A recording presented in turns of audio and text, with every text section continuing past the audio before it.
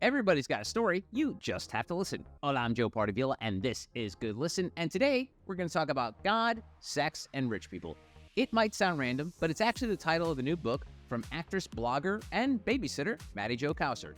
She's going to share her story on how her perspective changed on God, sex, and rich people when she moved to New York City. Matty Jo, welcome to Good Listen. How are you? I'm great. How are you? I'm fantastic, and one of the reasons I love podcasting is it gives you an excuse to catch up to people. Because we knew each other many, many years ago in improv circles. As you were an actor, I was working in radio in New York, and now you've got this book out.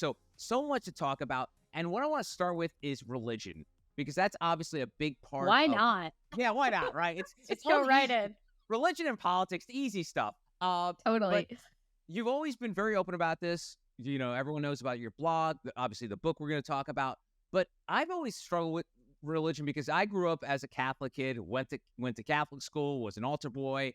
But ironically, I like to mention that I hated being an altar boy because the hours sucked. So I think God cursed me and made me a morning radio person. So I had to wake up at 3 a.m. for 20-something years. And then in 2019, a Christian broadcaster bought the radio station I worked at, blew it up, and I like to say I was fired by Jesus. So I have this tenuous relationship with religion, but it starts to me with in terms of the community. Like, I don't want this to be like a religion bashing podcast. I just want to talk about some of the things that I have feelings with. And the one thing that I really enjoy is the community aspect. So let's start there. Tell me about the importance of the community aspect of religion, because to me, as someone who's sort of a lapsed Catholic, that is probably the most important thing of it all when it comes to religion. Totally. I mean, for me, when I was deeply in it, it was my community, like, period, full stop. Like, I was in church, 3-4 times a week. My two best friends from high school, we were literally friends because of we all went to the same church and we were at the same school. And this church had kids from like all different schools in the area. So they were sort of like my two compadres at school that I could compadres in Christ, if you will. Like, we would not be partying together. We weren't drinking. We weren't having sex, right? And that is like, peer influence is huge in your formative years in high school, right? So I was actually so grateful for that. I actually say, I like, if for nothing else, purity culture and being like very in on the faith, not just kind of going through the motions, but like really buying in, really believing it. It was so much a part of my DNA. And the best influence it had is that I got to be a kid when it was time to be a kid, because so many adolescent kids from junior high to high school, all they're trying to do the whole time is be older than they are. And I didn't. Like, I said, I wasn't having sex. I didn't even really have boyfriends until like my senior year of high school. I was just like all in on my friendships. I had 2 guy friends from the neighboring high school, my 2 best friends at our high school. And we were silly. Like, I grew up in Branson, Missouri. So if you don't know, Branson has like a lot of live entertainment. So there were all these like empty theaters. They sat empty from like, January to mid-April. And so we did illegal things like breaking and entering, but we weren't underage drinking. We were just like being, precocious, whatever. And I really loved that. Like, I mean, with my youth group in high school, we were always breaking and entering.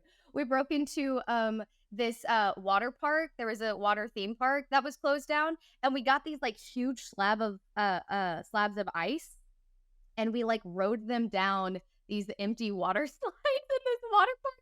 Like, we just came up with the most ridiculous things. I had this small group at church, and we would do monthly sleepovers, and we would do like, everybody would bring their own pizza topping, and we'd make a pizza or we'd make different pizzas. And then we also always had like a small group leader. So I always had like a built-in mentor, or like multiple built-in mentors, which, I mean, honestly, like, I'm just so grateful. Like, I didn't get pregnant. I wasn't doing drugs. I didn't have like brain damage when my brain was still forming. Like, I'm really grateful for that aspect that I had in high school, that being in college, because that did carry on into college. I didn't drink until I was 21. And I didn't have sex, but we can get there until later after.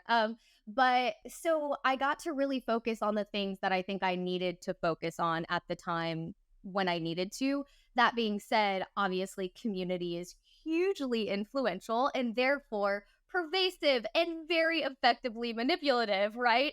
Yeah. So with the good comes the bad, because I was just massively, my decisions were massively influenced by the judgment around me and what culture and community said was okay and wasn't. So it wasn't until I moved to New York City, and what I said is the greatest gift that New York City gave me was anonymity, and actually not having community forced me to figure out what I actually believe and who I wanted to be, and what wasn't.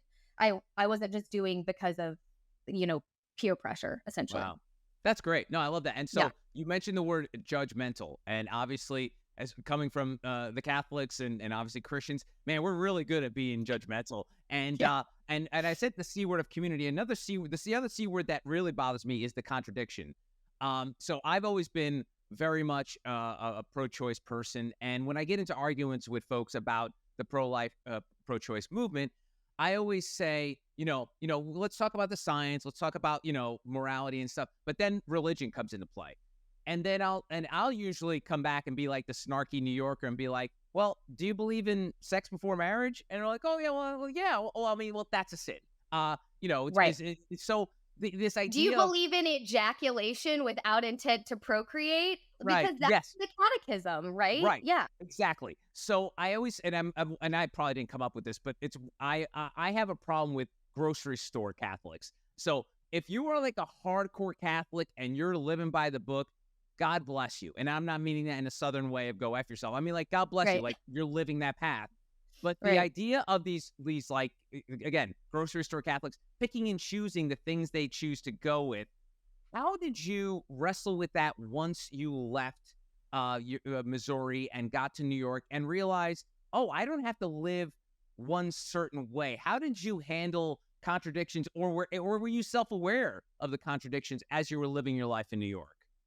Yeah. Well, moving to New York City, and just by, my first roommate situation was, I lived with a Jewish guy who was born and raised in New York. And he was like, and that's the whole like rich people part of my story, is I sort of landed in this strange living situation where I was living with like the uber wealthy, and then separately working for the uber wealthy. So I was like, anyway, he was rich and that was his upbringing, right? Like his parents owned the building we lived in.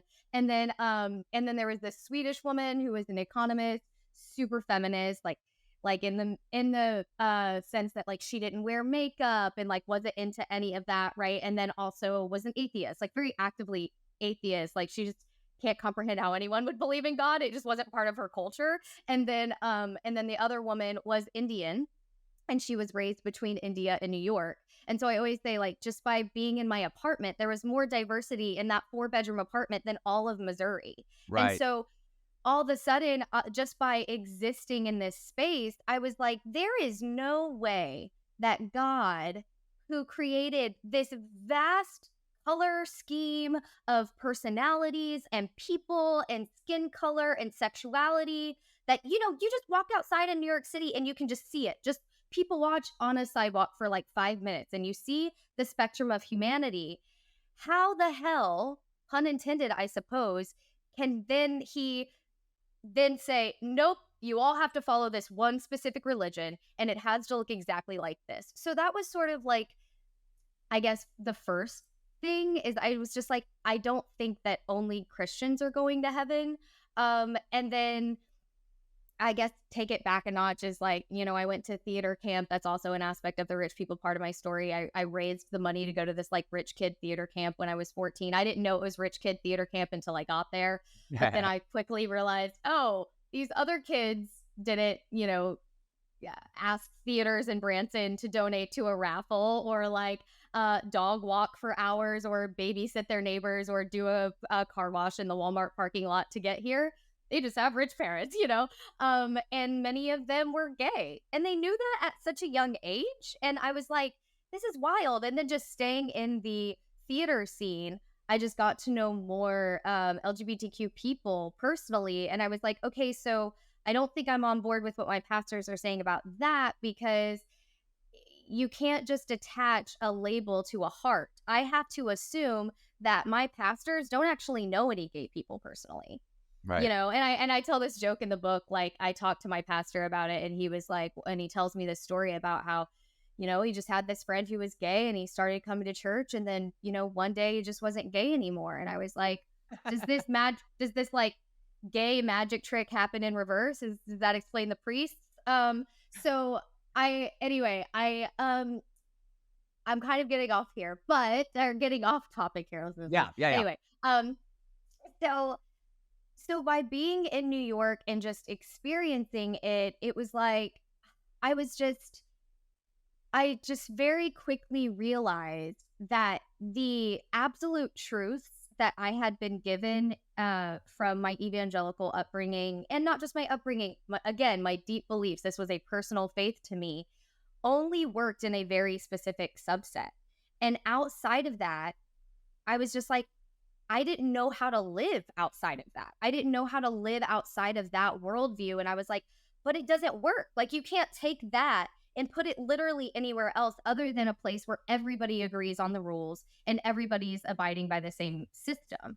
You take that out, put it anywhere else, it's not going to work, specifically around sexuality. I was just like, okay, so I was raised that basically I was going to get married by the time I was at the latest 23, 24, right? Because I'm saving myself until marriage. And when I moved to New York to become an actor, and I quickly realized, much to my dismay, that 23-year-olds and 24-year-old men in New York were not trying to get married. I was like, heck, I guess I'm not going to get married for a while. And then combine that with like the actor journey of how inconsistent my life was going to be. It wasn't exactly the right time to like, lock down with a monogamous marriage. But that was never even taught to me. Like there was never a discussion of, oh, if you go in this specific career path, or if you are even career focused, or if you want to travel, or, maybe marriage isn't right for you. That was never even an option. It was just like, you get married. And if you don't, that means that you're not in God's favor. You're certainly not in men's favor. And if you're not in men's favor and if you're not in God's favor, you're useless. And so I just didn't, I was like, wait, but there's just no path for me here, And so then it's sort of like I had to distill down, and this is a very long journey, but I had to then I had to ask myself, okay, then if this stuff that is not true and I'm seeing it to not be true in my lived experience, what does scripture say? And I need to really dissect that, because that was a big part of my upbringing, is that we were Bible based and we only follow the Bible. Like I was raised non-denominational, which basically just means Southern Baptist with like PowerPoint presentations. But but we didn't have, like, each church didn't say like, we believe this and we believe this. They would just say, we're Bible based. We believe in absolute truth. We believe in the infallibility of scripture, that it is God breathed, da da da. But then, right, you're following these things that your pastor tells you is truth. So, and you're learning the Bible and reading the Bible within a very specific container. So I had to like do a deep dive into scripture, because I couldn't detach that from how I was going to show up in the world. And then once I did that, once I like started, researching scripture and learning about it outside, again, of that context, but more in like a scholastic and academic and historical context, I was like, oh my God, they have, not that they've been actively lying to me, we'll give them the benefit of the doubt, but they have certainly been withholding a lot of information. And then it just got easier to not even consider Christianity as like my faith base, because I was just like, there's just so much here, and that I wasn't taught, that is just absolute, like them saying this is absolute truth. It's just not. There is so much contradiction, right? And to your point, grocery store Catholic, so we would call it cafeteria Christian. Oh. And yeah, cafeteria Christian is sort of used as this insult to people who pick and choose which parts of the Bible, Right. but not us Bible-based people. Right. We follow the God-breathed scripture, except that they are also cafeteria Christians. Like A.J. Jacobs talks about this in his book, A Year of Living Biblically. And he was like, what I've learned in this year is that everyone's a cafeteria Christian. Like, They all decide what they're going to highlight. So I don't know, that was very long-winded, but it was sort of step by step. It was like my lived experience, then dissecting scripture, and then just like okay, I guess I have to figure out who I am without any blueprint. Yeah. And that's where the unraveling begins. Yeah. All right. Oh, and we're gonna get to unraveling, and it's funny. You got me thinking because I remember I was going to Catholic school. We never learned about the dinosaurs and like their evolution, so it was funny. So like I feel bad because you know how kids are into dinosaurs now. I never had a dinosaur face because that's something we never really talked about. I mean, obviously I knew what dinosaurs were, but it wasn't something I was into because we didn't talk about it in school. And Right. another thing too is the fact that most people don't even know when the Bible was written. And No. it was clearly not written while Jesus was alive and even when most of the apostles were alive. And people don't know that. People just think, oh, this was actually written by all of the apostles. And it's not true. I think a couple apostles had some of the gospels and stuff like that, but like it's not. It's just written by a bunch of old, probably white guys 30 to 40 years after Jesus passed away. So think about it, Matty Joe. I'm getting up there. I'm a middle-aged guy. I can't remember what I did 30 years ago. How the heck did they know exactly what they're writing about Jesus that happened 30 years earlier? So there's a lot of gray area in terms of like how the Bible came to be and who wrote it. And we're not going to get there. But so we talk about the God part. Let's talk about the sex part, because you mentioned that when you got to New York City that you came to the realization that like guys aren't going to get with me unless I have sex with them. And I remember when I was in my 20s, I remember having conversations with women saying like it's sort of like the wide open secret that, if by date 2 or 3, you guys aren't having sex, the guy is moving on. Like this was just, it was like everyone knew this and sort of like women were resigned to the fact and, and I'm sure maybe some did. I'm not saying that they were forced into anything, but that was sort of just like the status quo. It was like, okay, first date, it was a cute thing. You went to the movie, second restaurant, by a third date, you probably, so tell me about how you went from your very domed world of living to New York, where it was just like it became more of a transactional thing as opposed to being like what you thought it was supposed to be, like save yourself for the one you love and start a family. What was your come to Jesus moment when it came to that, to borrow an expression?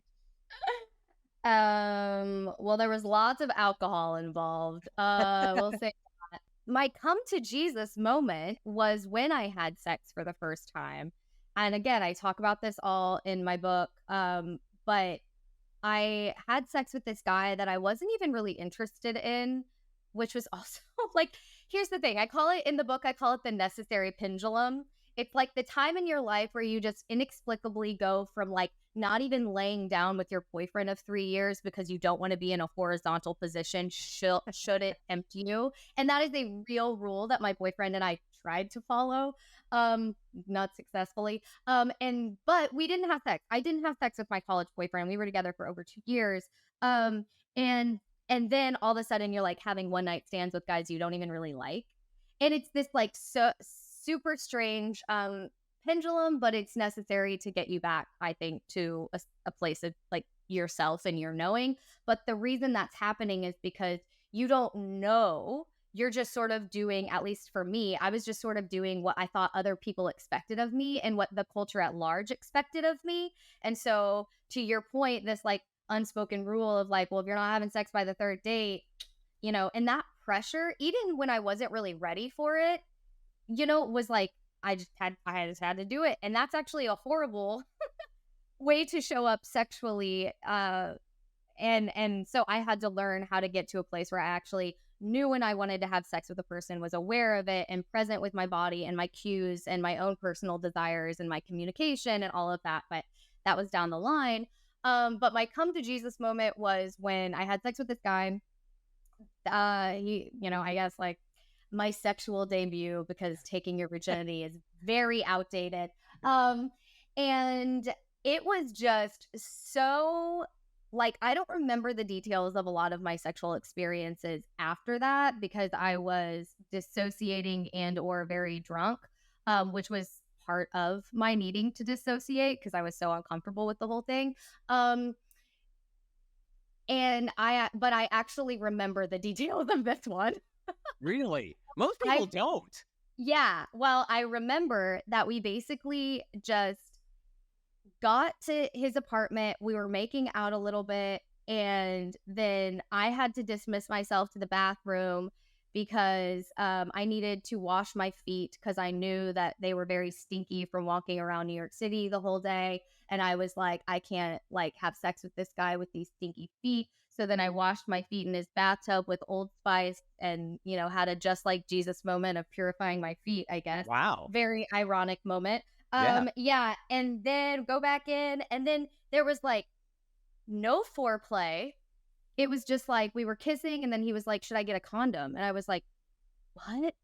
And I didn't know what to say because I had only ever had abstinence only education. So I was like, I don't know. Do you need to get a condom? Like, is it even effective? Like, I don't even know what they're for. Like, I wasn't told use a condom because it will protect you against STDs and STIs. Like, I was basically told condoms don't work. Just don't have sex. Yeah. And I wasn't on birth control. And so I was like, I mean, I guess you do need to wear a condom. Whatever. This is all going on in my mind. And very then romantic. Just a very romantic. This is like straight out of a rom-com. Yep. And we end up having sex, and it is like so uneventful. I won't even say like penetration was involved, right? P and the V happened. It was so uneventful. It didn't hurt. I didn't really feel anything, which then led me to so many other questions after the fact of like, I was told like I was going to bleed. It was going to be painful. Right. I was like, does this guy just have like a microscopic penis or what happened? Like, and then I kind of went into, it just was so bad. And it lasted like, I don't know, maybe 5 minutes. And then I guess he was done. I didn't really know. I clearly didn't have an orgasm. Like, and then he just rolls out of bed really quickly, starts humidifying his voice.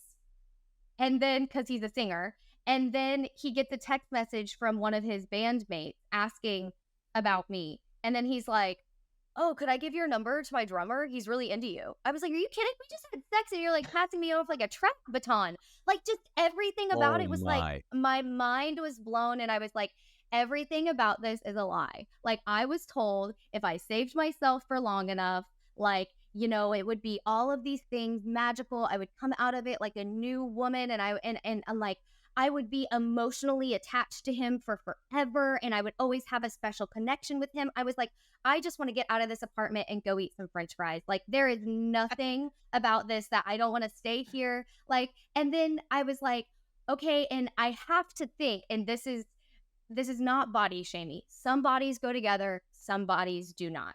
But again, that was not a conversation we had. We were just told like, if you have this amazing relationship with your partner, with your husband, that the sex stuff will just take care of itself. We weren't taught, some bodies don't actually work well together. So I was like, what if I had married that dick? Like, and I was just stuck with that. And I didn't know, this doesn't work for me, And so I was just like so many layers of lies, but then also combating it with like, oh, well, maybe it was so bad because I didn't save myself until I was married and all of those, like, but so that was sort of, but that event, just so many lies were busted open in that one night that I was just like, whatever. Wow. This is it was bullshit. Almost like doing cold turkey, right? Like you were like, okay, now it's just the way it is. Like the way I was living doesn't work. This is the way it is. And so going forward, I'm assuming this was a learning experience, and you weren't just jumping in because you felt like you had to. It was a little more selective going. I would hope so, Matty Jo, from that point forward. It wasn't from that point on. It got more selective. I would say I had about, and this is like what the timeline that the book covers. I say, I have a line in the book where I also had this like experience with a big Broadway actor, Hollywood actor guy, and I withheld having sex with him because I was like, I want him to respect me and see me as wife material. And, sort of like going back to that teaching of like, if you hold off, like they'll respect you more, blah. And then like, he just like wasn't interested. And I was like, well, shit, if not having sex isn't going to keep them interested, then I just said, fucked it all. And I quite literally fucked it all. And I just like I just didn't have any selection process. I think I was subconsciously feeling like I needed to make up for lost time, because I was like 23, 24 at this point. And it wasn't until, and I say like, I I had a lot of sex that I assume people have in high school. Like, you want to be doing it, but like not really. You kind of want to be doing it in the abstract, but in the moment you're not really into it. And so I didn't have good sex for like another 3 years, I would Wow. say. And I had no selection process because I didn't know how to be in touch again with like my body and my desires and my cues. I was just sort of reacting to purity culture. And so I was having, again, like a lot of drunk sex, a lot of dissociating sex. But then I sort of took a turn in like 2016. I had this like, it's so long winded, but I had this just like identity overhaul. And I talk, again, I talk a lot about this in the book, and I went deep into like self-help in the self-help world. And I started learning about how, you know, our minds actually do determine the outcomes of things, because they determine our beliefs, which determine our actions, which determine outcomes. Right. And so then I started like rewiring my neural pathways, changing how I showed up and talked to myself as an individual, and reframing some narratives. And so instead of life just being like a reaction, I was actually participating in my life. And by integrating a lot of those tools, staying present, sitting with my body, which by the way are things you do not have in purity culture in like high religious environments, because their whole goal is to detach you from yourself so that you don't actually have a center of knowing, so that you always outsource to someone else, to the priest, to the pastor, to your small group leader, right? And so I had to learn how to just get in touch with myself and my knowing. And then from there, I was able to be more selective and show up and like know when I was comfortable with things, what were my boundaries, what weren't. But then unfortunately, I did learn, and we don't have to go into this necessarily, but even with showing up more honestly and present with myself and having boundaries and having standards, I often ran into the fact that like my no didn't matter. Like, this whole purity culture thing didn't stop with guys in religion. It was guys in the secular world too. Like, they just, I call them like misogynist daywalkers. Like, my no's didn't matter, my words didn't matter. So then I had to like take it to another level, and learn how to, unfortunately, like protect myself as much as possible, which I don't think like it is perfectly possible to always be the one protecting yourself from assault. But like I had to take it a step further and just be like, okay, I will, to the best of my ability, never even be in a situation where I can be ignored. It must be odd, especially in New York, and what people don't realize is, and I think it's super important to think about, like, New York is ultra liberal, as you probably know, Matty Joe, by now, but as you probably learned. But one of the things that's interesting about it is most of the men give off this air of being feminists, being ultra liberal, being one with women, wearing the pussy hats, like being in it. Right. And then all of a sudden, when it comes into the bedroom or intimacy, they become these like Neanderthals.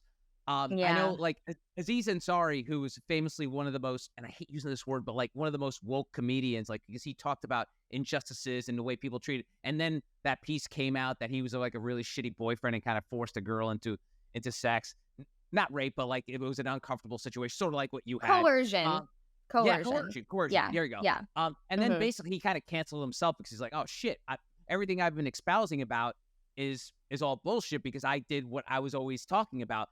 And so how is a woman, when you live in this world where all these guys are like pro women and I'm for you, and then all of a sudden you see them behind closed doors and they're just fucking assholes. Like, how does your brain, how's that, like, does your wiring work when it comes to something like that? Yeah. So to your point, the person that because I did experience date rape, that's like a big part of my story, is like, even after I'd gone through all of this and like, you know, I felt like I'd set up really good boundaries for myself and I'd learned how to speak up for myself and all of that. Then like 3 days after Donald Trump was elected, which was obviously traumatizing in its own way, coming from an evangelical background and yada yada. I was date raped by a guy who is like a super liberal diplomat for the UN. And even though I had said, like, when he invited me back to his room, I said, you know, I'm having a really good time with you. I'm really enjoying this. And I would love to have one more drink with you. But I know the implications of what going back to your room are. and Yeah. I am not ready to fulfill those expectations. I really am not ready to have sex with you. I couldn't have been clearer. And then I went back to his room and we had a nightcap, and then like I couldn't even finish my drink. I was like, I can't really finish this. I think I'm just gonna go home. And then it sort of unraveled from there. I don't want to go too much into the details, but like I mean, I said I would like to get an Uber, and he was like, no, just stay. It's so late, like all of that. It's going to be so expensive. And I'm looking at his apartment being like, I think you could afford my Uber guy if you were a real gentleman, you know? Trying to get me into his bed. I keep saying, no, I don't want to sleep in your bed. I'm going to sleep on the couch. Trying to like and this is like, I'm drinking and I'm still with it enough to, right? And then like he still ended up taking advantage of me once I was passed out on the couch. And I all of these things about like, oh, but when drinking is involved, lines get blurred. I'm like, listen, when I drink too much, I want to eat Taco Bell and go to sleep in my makeup. I don't want to rape a person. Like, so it's not just the alcohol, it's how we're conditioning men to feel. And look, we've made a lot of strides since the Me Too movement. I will say that happened pre-Me Too. And then I did see a change in dating post Me Too. I think again, it like pendulumed a little bit, but because guys were just kind of like, what? And they didn't know what was okay and what wasn't. Can we go up and talk to a girl at a bar? And I'm like, okay, like, so this is the problem. Our culture doesn't know the difference between rape and approaching a girl at a bar. Like, this is, so for me, how I had to learn to, I guess, like not deal with it, but navigate it, is I just had to tune really into what makes me feel safe with someone. What are they doing that makes me feel safe? And not getting into sexual situations unless I first feel safe with them as a person. Anytime I have sort of fallen back on that, before I know someone, before I know them as a person, before I get into bed with them, I have found that I am disrespected and my no is not listened to, because that's not like the last time that happened, right? Right. So I know how to clock, like when I'm with people and when we're talking about things, I sort of know how to clock, like, are they full of shit? I can read, I've learned how to read people, tune into them and whatnot. And so, yeah, I could get into the specifics, but I think it really just comes down to safety. And unfortunately, you're only going to know that once you know yourself a little bit better. Yeah. It's sort of like wolf in sheep's clothing, right? Like these guys like portray themselves as like freedom fighters for women and all this stuff. And then but at the end of the day, they just want to get laid, which is, gross, but that's I'm sure you know that better than I do. And you mentioned Trump, and I don't want to get into a whole tangent of Trump, but since I never really asked an evangelical about this, I know you're an ex-evangelical, but why do you think they have sort of embraced him wholeheartedly? Because as a New Yorker, I know he's the furthest thing from an evangelical. I don't think he ever got put in a church before he started running for president. So right. Why do you think, again, we don't have to go way deep into this, but why do you think there's so much all in on Donald Trump?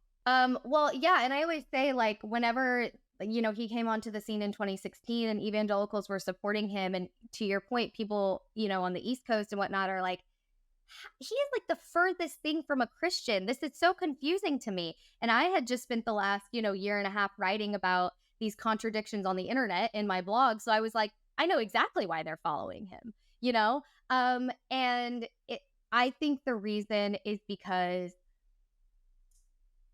at the end of the day, well, it's for a lot of reasons, and lots of people have like written books about this. There's this book called Jesus and John Wayne that's all about this. But I think your view of God will inform what you value in leadership. And in the evangelical mind, they believe in a God who, is like, even though they'll sort of mask him in this pacifistic way, so that he's like more appealing, at the end of the day, what they believe is in a God that created humanity. And if you don't follow the rules, you get brutal punishment in the form of hell. Like, that is what they believe is an expression of love. And so if that is your view of God and that's what you believe is an expression of love, hey, you have to follow my rules or I'll burn you for eternity, that is going to inform how you view humanity and how you view leadership. So I think what they like about Trump is that he's heavy-handed. He's no nonsense. He's like, nope, these are the rules. And if you don't like it, you're in trouble. And and they Christians, they believe in the Great Commission. There's a really big focus on making more Christians. I was in missions focus groups in college, and I talk about this in the book as well. And so, if your entire belief system is also that everyone needs to be Christian, and if they aren't, at the end of the day, they're really not valuable, then that is a very, and not just Christian, but like our version of Christianity. So like, for example, I had friends who were like missionaries in Romania, and I seriously dated a Romanian who was very devout, Orthodox. And I was like, Romanians are very Christian. Like, they're very Christian. Just because they're not non-denominational Christians, just because they don't believe in the gospel the way that you live it out, doesn't mean that they're not a Christian country. So it's also this it's like Christian, Great Commission mixed in with ethnocentrism, and that they really believe like everyone should be like Americans, and if you are not, you are not of value. And they're not, again, if you step into any non-denominational church or like mega church, it's very much like get in the club or get out, will force you out. And if you threaten the club, right? So anybody who comes forth with like sexual assault or misconduct or anything like that, I don't know if you know anything about like the Kanakuk stuff with Pete Newman. He was basically a pedophile that they let run rampant for years. If you threaten that system, they quiet you because you can't threaten the system. And so it's all about dominion. It's all about power. It's all about subjugation. And so obviously, and it's all about women hating too. Like, we want to put women in their place, right? That's why they're or they're anti-abortion. But they're also anti holistic sex education, right? It's why they want to put the 10 Commandments in schools, even though they're the top 10 poorest states in the country and their teachers make $17 an hour, right? Like, it's all about just being right versus doing right. And our way is the right way. And that's it. So it makes perfect sense to me that evangelicals follow Trump. If you know the inside scoop on what's really going on in those churches versus what they're sort of like portraying. Does that make sense? No, it does. And actually, it's funny. And again, I don't want to get shit for this, but like you describing the evangelical culture of like, don't question anything is like straight out of the MAGA playbook. It's like, that's why if anyone says anything like cross about Trump, whether it's like anything like, oh, his tie is too long, oh, you're out. So it's like, it's funny. So, all right. So I want to move over to the third stool of God, sex, to the rich people part of it. I believe, and this is coming from like a middle-aged white dude, I believe the race war is kind of over. We're kind of living in a class war. I don't believe, I mean, racism will always be around. There'll still be racists. There'll still be people who have who will say horrible things, think horrible things. But right now, we have such a big divide between the haves and the have-nots. It's almost ridiculous. It's almost like medieval. Because I always say that, LeBron James' son, Bronny James, is not going to experience the same thing that a kid growing up in a poor town in Alabama does. It's two different things. It's different classes. So you can't say they're living the same experience. Obviously, they're both Black, but his experiences in his world are a lot different from this other kid. 100%. So tell me about the world of rich people. And earlier this season, I had Julie Macklow on this podcast, who's an uber wealthy woman. She for fun, she started her own whiskey company, as for people fun. do. Yeah, as people do. So, and I'm always been fascinated by rich people because I always try to get underneath the layer of like how they could be sad about anything. And I know mental health is a lot more complicated than having money or not, but man, it solves a lot of problems. Yet you see a lot of wealthy people have the same, if not more problems than people with less money. So tell me about being in this culture. You mentioned the fact that you kind of ended up in the sperm with this rich kid and then started babysitting for rich kids.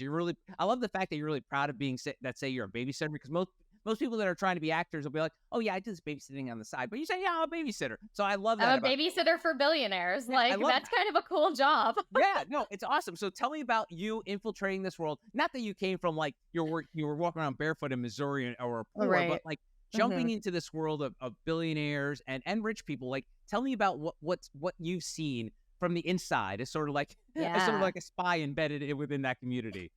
Right. Yeah. No, I mean, my dad was a pastor and my mom was a teacher. So like we were certainly not rolling in it, you know? And they were able to do okay given the economy and what they were born into because they're boomers. But like to have what, like my parents' home now, I think they bought it for like 110. They could sell that house now for $750K in the middle of rural ass Missouri. Like, and I have been looking for houses with my partner. We're moving to New Jersey in the fall. And I've just been like, okay, so like if we're moving to this area of New Jersey, could we be here for like a couple of years and then buy a house? Nope.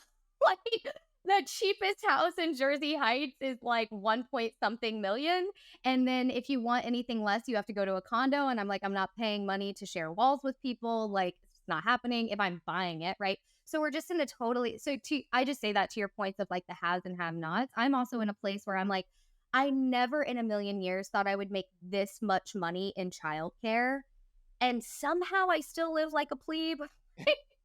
We still live in this tiny ass apartment and it's a walk up and we've had roaches the whole time we've been here. And I'm just like, how is this possible? Now, and I say that also saying like, I don't live like a plebe. I have everything I need. I have a roof over my head. I have a laptop. I have a cool mic. Like, you know, I have AirPods, you know, even though this mic was gifted to me and so were the AirPods, but neither here nor there. Yeah. I know I'm definitely not like destitute, right? But I still am just kind of like, wow, at 33, I thought I would be able to, with this income, I thought I'd be able to do so much more. And I will say, oh my God, I've covered the gamut of wealthy families in terms of their profiles. So, you know, the guy that I first lived with, he inherited money.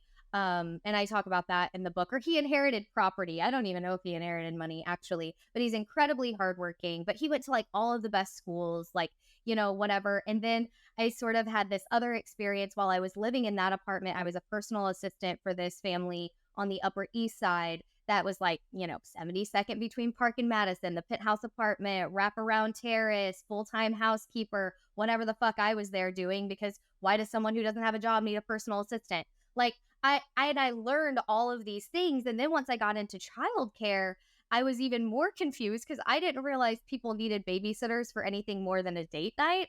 Turns out in New York City, even stay-at-home moms want babysitters. Wow. Like, even while they're there. So actually my job currently, like she's a stay-at-home mom.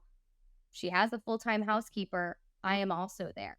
And it's just because essentially in New York, like if you don't have family close by, you have to pay for your help.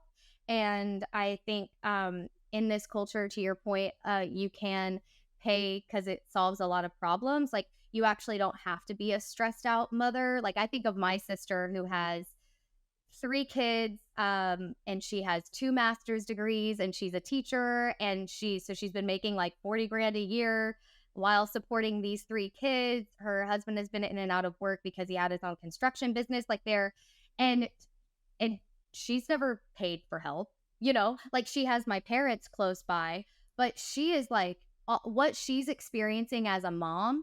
If you have enough money, you don't actually have to experience that. If you are tired and you're feeling like you're about to get sick, if you have money, you can pay someone to take care of your kids so you can rest all day. Whereas other moms just sort of have to plow through. They have to go to work, right? And I don't say that to insult. I want to be very, very clear. I am so grateful for my employers. I wouldn't be with them for going on, 3 years if they weren't lovely people and I didn't enjoy it. With every job, there are its pros and cons, right? Like, so I think they're amazing. And I've learned a lot about like, oh, not all rich people are heartless. As I've worked in this, but I will say like the discrepancy of it earning it still astonishes me. Like I am still just like, how. I think that, you know, America looks more like a monarchy than it does a democracy at this point. The reason people don't see it like that is because most people who are like me, who are middle income earners or even lower income earners, are not existing every day with the royalty. I exist every day with the royalty. I'm greeted by a doorman, and then we have a full-time housekeeper, and then the doorman and the handyman in the building take care of everything. And then we also have a chef, and then there's me, and we fly private, and they have 7 properties that are at least worth, 4 million per property. Some of them worth like upwards of 40 million. And these are multiple properties. And this isn't just my family. This is like over the course of my time in this world. And every single home has a pool, and every single pool has a cleaning, or every single house has a cleaning staff and a caretaker. And it's just like, oh my God, like how does and then I've asked some of my like employers, I'm like, because I have no shame apparently, and they just keep asking me to take care of their kids. I'm like, are there people who are richer than you? Because it is truly astonishing to me. And they're like, yeah. So then it's also like interesting because I'm like, dude, Donald Trump has nothing on these people. Like they're richer than him. And then you learn the political influence that these families have. And you're like, oh, this is why it doesn't matter what the fuck I do or I say, because there's always going to be some billionaire that's bankrolling the president. Right. Yeah. To know how much a person pays just to like live their life every single year in the way that they do, and then how much everyone else is struggling, like that really is hard for me. I do, even knowing how like grateful I am for my situation. Yeah, that's great. No, I love that. And, I always feel like I often joke that the Constitution was written in a vacuum. Like the idea of like some of those laws that were written, and I know there's levers in place to fix it over time, but like even if you think about like the Second Amendment or even the First Amendment, like those rules were written where like you had no technology, you had no you couldn't shoot like a bazooka, like they didn't even think about things like this. And so I don't think when capitalism was created, I don't think they thought it would get to this. When the idea of capitalism, and I think you would probably agree with this, there's nothing beats capitalism because they've tried other isms and they don't work.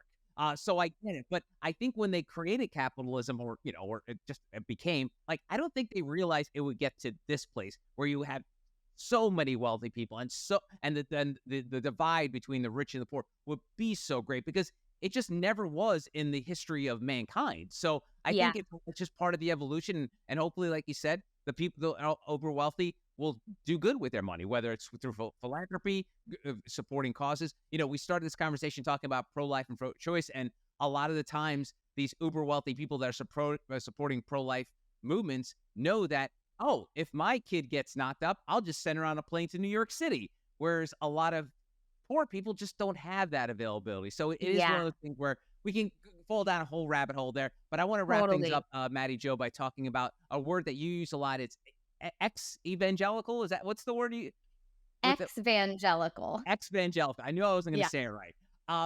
But so for someone who might be watching, listening to this, and listening to your story, wanting to read your book, what is like your main takeaway you'd like people to get from from your life in general, whether it's your blogs, your books, doing these podcasts, talking to folks that are in the evangelical community? What do you want them to learn from what you've experienced in life and how your experiences could probably help them down the road? Yeah, I opened my book with this, which is like, I guess, a huge giveaway. I realized that after I wrote it, I was like, wow, I think I should have put this at the end of the book.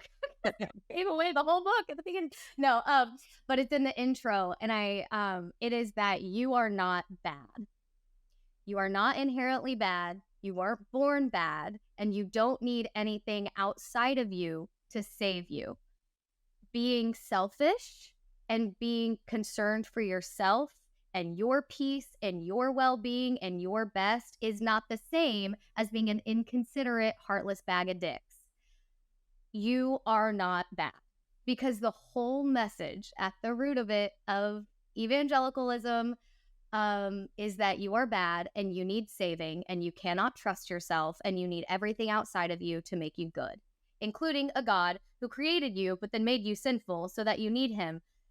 It's very weird, narcissistic, and like Stockholmy. And yeah, I think that's what I really I want everyone to take away, because I think a big part of my journey, even though, I didn't have it as bad as like someone in the LGBTQ community experiencing that harassment or whatever, I was a big personalitied girl. And therefore, that is a problem in these circles, right? Because you are supposed to be a quiet and gentle spirit, meek. Like these are words that were upheld in my community of like what a woman is supposed to be. And I was always the girl in the back being like, is masturbation a sin if I picture myself having sex in a wedding dress? Like we love a workaround. That was always me. And I was always like a big, loud theater kid. I was also bigger bodied for a long time. And that was also a problem. Like, and so I felt like who I was wrong all the time. And then part of my undoing and reconnecting with a different higher power, with the higher power that I think I initially knew and was drawn to, but then it got like so fucked up from church and church culture, is that I am loved and I was created exactly the way I was created, because the world needs that special whatever it is Matty Joe thing. And that doesn't mean that like, oh, I believe I'm a snowflake.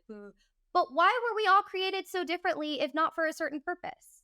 Why would we all be created differently, to just, going back to what I said at the beginning, to just all follow the same rules and look exactly the same and express our sexuality in the same way? If you are not hurting other people, you should be expressing and being exactly who you are, because that is what the world needs, or you wouldn't have been made that way. Awesome. It's Mattie Jo Cowsert. The name of the book is God, Sex, and Rich People, a Recovering Evangelical Testimony. Matty Jo, thanks for the time. I really appreciate it. Thank you, Joe. Thank you so much for having me. And that'll do it for this episode of Good Listen. If you want to connect with me, you can follow me on X, LinkedIn, or Instagram at joepardavila, or TikTok at joepardavila. If you want to shoot me a note and share your story, email me, joepardavila@protonmail.com. If you're watching on YouTube, please tap that thumbs up button. It's a small gesture, but it really helps my channel. If you're listening on Apple or Spotify, please leave a 5-star review. That would be awesome. Thanks so much for spending some time with me today. I'll see you next time. Adios.